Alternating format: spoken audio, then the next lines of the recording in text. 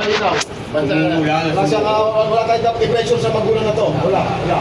Wala tayong dapat i-pressure. Kasi dito yung anak na eh. Kung may pupunta dito, makapag-ugnayan atin.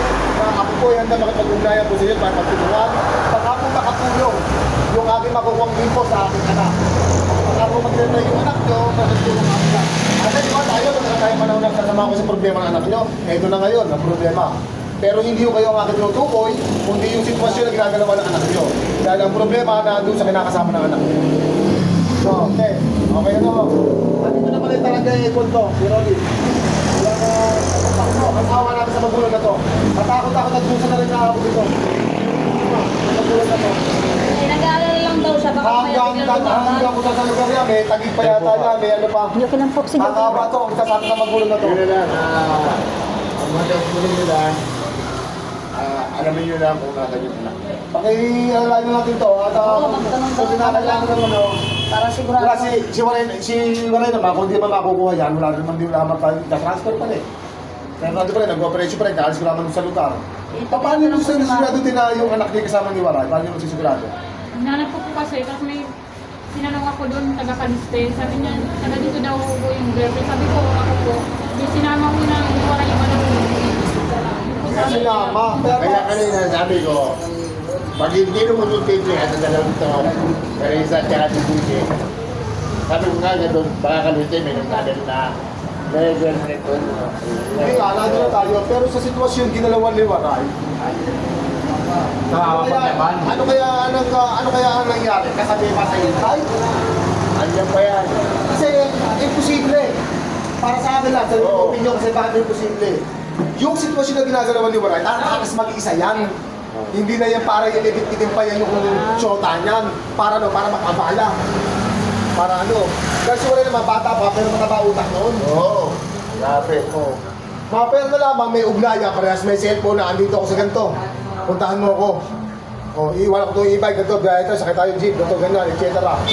Oh, by the way, sa kailangan talaga rito, ito, nakipag-ride naman si ate, dahil siya, ang ating concern ni ate ay naaalarma siya dahil yung anak niya ay wala sa kanyang poder. Kasama mo ba? Ay, paliwan na lang kailangan mo din, no? At may kukul lamang. So, gano'n, ang sitwasyon. Yung nanay ni Waray, Ito, sinunod yun si Mari para makapunta rito, para makausap nga si yung tanan ko. yun ang ating ipapaunawa. Ito na andito dahil sa concern ng kanyang anak. Hindi para doon sa sitwasyon na ginagalawa na nangyari. Kasi iba naman po eh. Kung siya tayo ito, pero baka makatulong. Masal ba anak niyo? Eh, kasama nga doon ako eh. Siya mag-iwaray? Wala ba cellphone na anak niyo? Ayun, binukuan nga, inaalam nga eh. Patik nga eh. Yung kung saan ang tawag dito yung nanay na to. At ako nakakalam na pagdusahan yan. Oo, liptik yung batang yung nanay ate. Anak. Ano ako ng mga anak? Pumalok na ba sa inyo yung... Napasok na ba yan, kuya, yung... Oo, ito na pati India. Ito kasi yung India, pinagtiyuran na nadali ni Waray. So, sa kamag-anak ko doon, sa kapatid. Ito mga pagdala ng mga to. Bakit sa mga sasakay ka noon? Palisin niyo na yung dyan. Wala, ang tagal na nga namin pinapalit yun dyan. Sabi ko, Hindi, nung mag-test na, huli yan. Sabi ko, magbago ka na, humingi ka rin sa inyo. sabi ko Ayaw nga, pa rin talaga. nung nag-birthday yan, di sabi sa akin, Nakaw. paganda ko nga daw, di pinaganda namin. Kinuha kayo yung handa, dinala dito sa Carissa. Nandito yun, ang nakaraan. Sabi Hindi ko, man natin huli yan dito.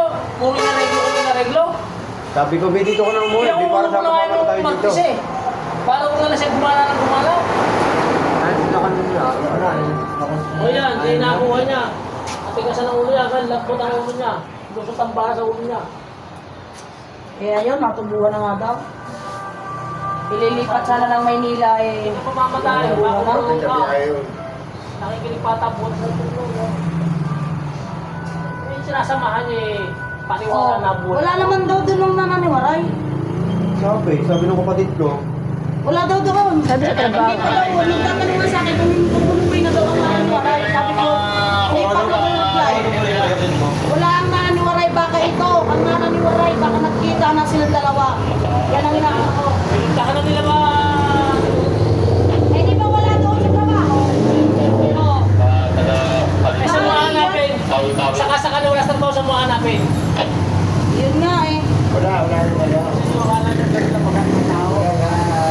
Wala sa ospital.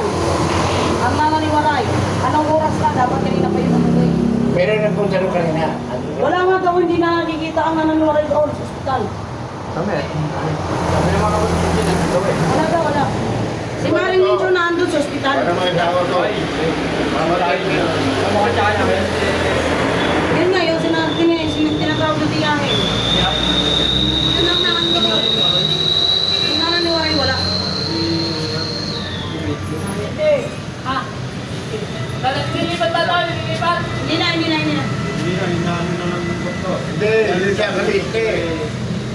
Ayun na nga, ayun. Ayun.